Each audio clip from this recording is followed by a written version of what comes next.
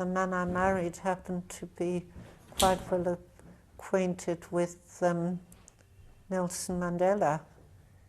They'd both been members of the International Club, which was an inter-race organization which came to an end when the Group Area Act was passed. And when we decided to get married, we needed a lawyer to draw up our antinuptial contract, and happened to know one lawyer who happened to be black. And so we actually had an antinuptial contract drawn up by Nelson. And for years we lived in terror that we might one day be raided and this document be found. But this never happened. Your son has also been involved.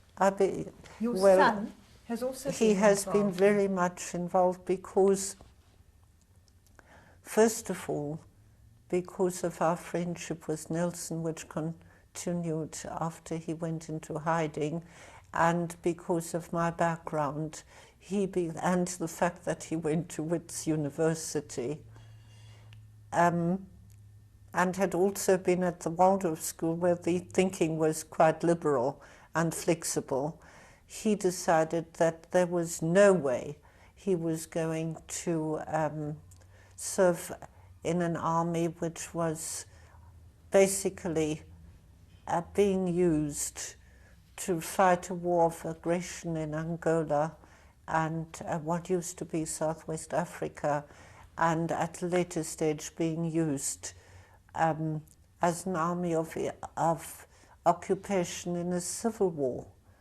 And so, although the Defence Act, which was passed in 1983, made a 6-year sentence mandatory for anyone who had not done any part of their army service, he decided that he wasn't going to fight.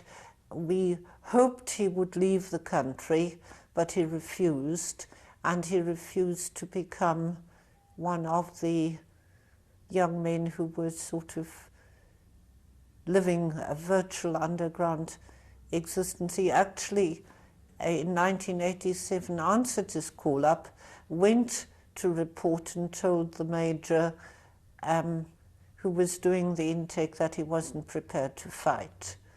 And the major thought that he was merely being frightened and said, well, we can arrange for you to be in the kitchens or to be in an administrative job. But David said, no, I don't want to be part of the structure. And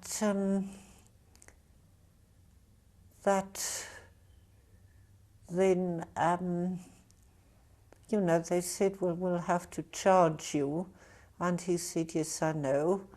And then he sat from August 1987 until January of 1988 and waited for the blow to fall.